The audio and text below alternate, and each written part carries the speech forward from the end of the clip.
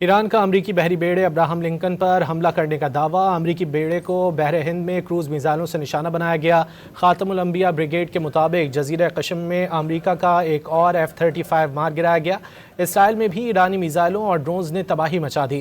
دوسری جانب امریکہ اور اسرائیل ایران میں شہری انفراسٹرکچر کو مسلسل نشانہ بنا رہے ہیں۔ ٹرمپ نے دعویٰ کیا ہے کہ تہران میں سب سے بڑا پل تباہ کر دیا گیا۔ پاسداران انقلاب نے جواب میں خطے میں 8 اہم پلوں کو نشانے پر رکھ لیا۔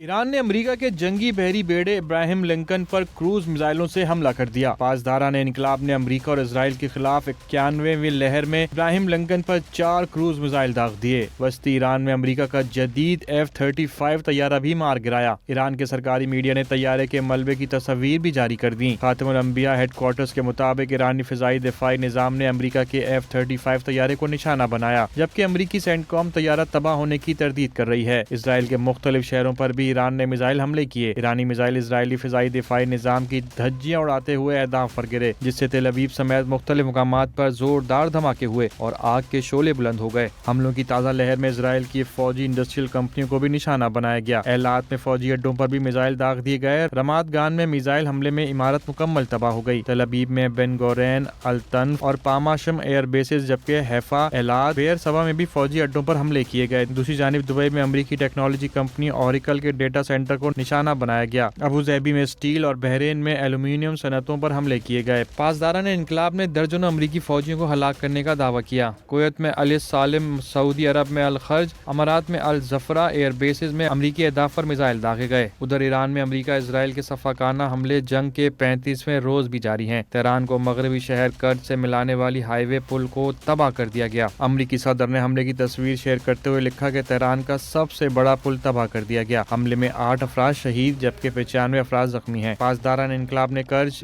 B1 میں پل پر حملے کے جواب میں خطے میں 8 اہم پلوں کو نشانہ بنانے کا اعلان کر دیا۔ ایران کے سرکاری میڈیا نے پاسداران انقلاب کی ہٹ لسٹ پر موجود اہم پلوں کی لسٹ جاری کر دی، جس میں کویت، سعودیہ اور امارات کے اہم برج شامل ہیں۔